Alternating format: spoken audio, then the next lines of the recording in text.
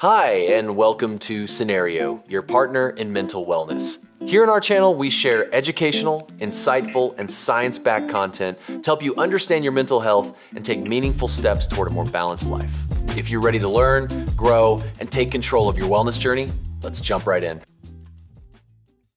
All right, welcome. In this explainer, we're diving deep into Hatha Yoga.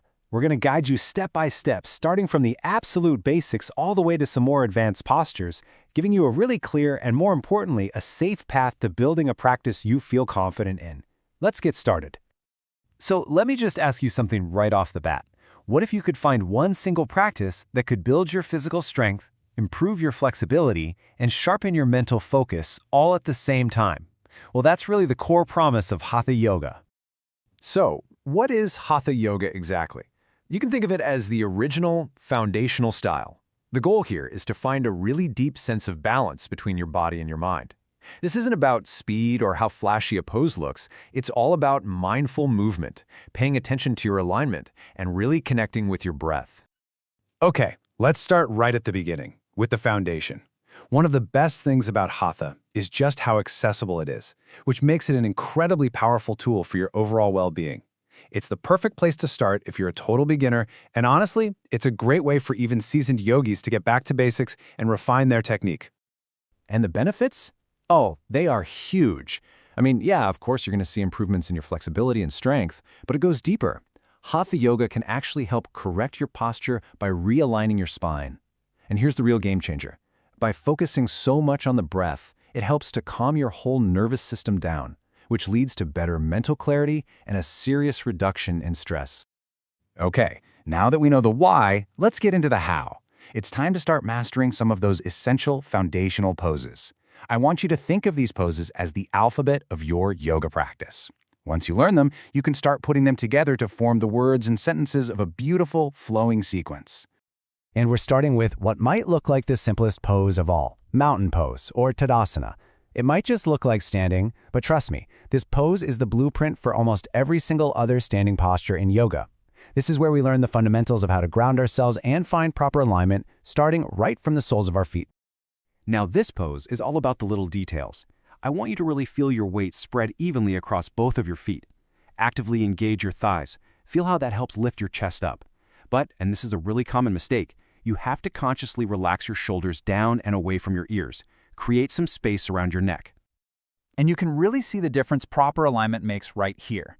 On the one hand, you see these common habits, like gripping the mat with your toes or letting your shoulders hunch up. But on the other, you see an alignment that's active but also relaxed. The feet are grounded, the spine is long, and the shoulders are open. That's the feeling we're going for. All right, next up is a pose I guarantee you've seen before. Downward facing dog. It's an absolute cornerstone of yoga for a good reason. It's a full body experience. You're building upper body strength while, at the very same time, getting a deep stretch through your hamstrings and your entire spine. Getting into this one correctly is so important. You start on your hands and knees, then lift your hips up and back to make that inverted V shape. But the real work is in the details. Press down firmly through your entire hand, all your fingers included, and really focus on creating one long straight line from your wrists all the way to your tailbone. And hey, listen, it is totally okay if your heels don't touch the ground. Okay, look at this. This is a classic mistake, rounding your upper back just to try and force your heels to the floor. The correct alignment always prioritizes a long, straight spine, even if that means you have to keep a pretty generous bend in your knees. Notice the active shoulders and that little micro bend in the elbows? That's what protects your joints. So, once you're feeling really solid and comfortable in those basic poses, it's time to progress with confidence. In this next section, we're going to look at how you can safely expand your practice and start playing with poses that challenge your balance and create even deeper openings in your body. So here are a few awesome intermediate poses, and more importantly, how to approach them safely. For triangle pose, using a block under your hand is a game changer. It lets you keep your spine long instead of collapsing toward the floor.